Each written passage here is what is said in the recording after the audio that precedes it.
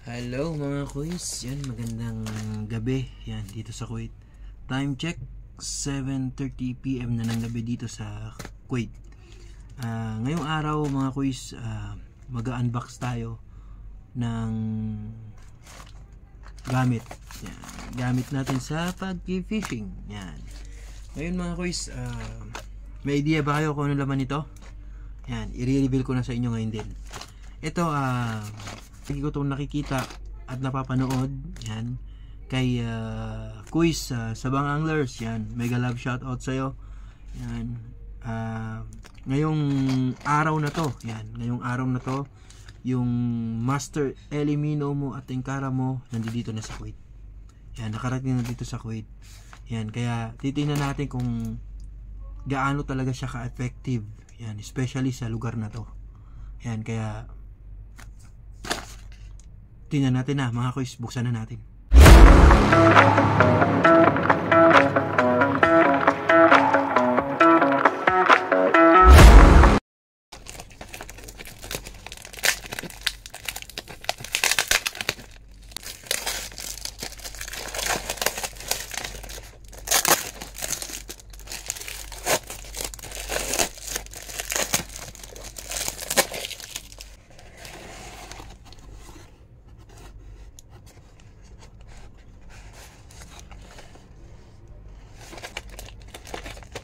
Ito mga kuys, Jigpoy 60 grams.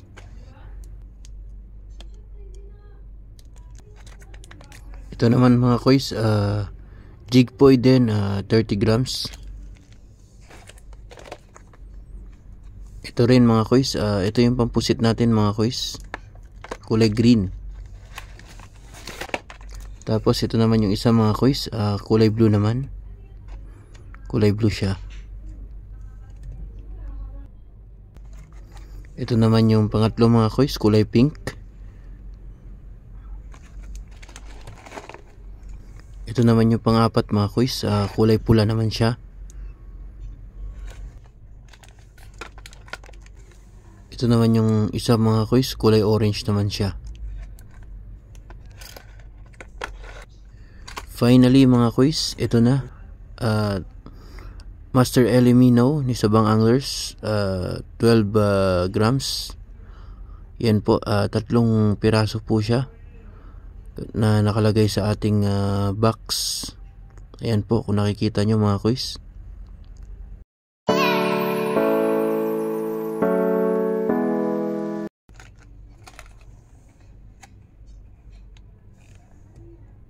Yan, nakalagay yung kanyang YouTube channel dito mga kuys, Sabang Anglers. Yan.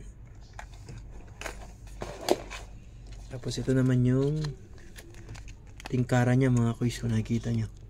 Yan yung kanyang tingkara. Yan, tingkara niya mga kuys. Yan yung tingkara. Yan. Yan mga kuys. Ayan mga kuys, nakita nyo na yung gamit natin na nanggaling pa yan sa Pilipinas. So maraming salamat. Yan, maraming salamat po sa nagdala. Yan, maraming salamat. Tsaka titingnan natin kung gaano talaga siya ka-effective.